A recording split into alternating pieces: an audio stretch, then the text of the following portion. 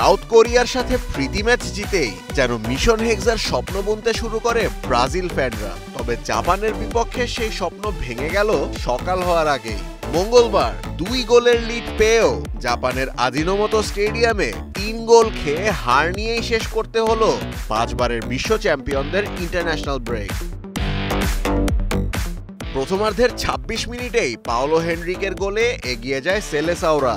তার 6 মিনিট পরেই আর্সেনালের হয়ে দুর্দান্ত ফর্মে থাকা গ্যাব্রিয়েল মার্তিনেলির গোলে 2 গোলের লিড পায় কার্লো আনচেলত্তির দল।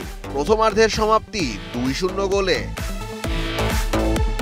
দ্বিতীয়ার্ধে বলের দখলে এগিয়ে থাকলেও অ্যাটাকিং থার্ডে যেন খেই হারিয়েছিল ব্রাজিল।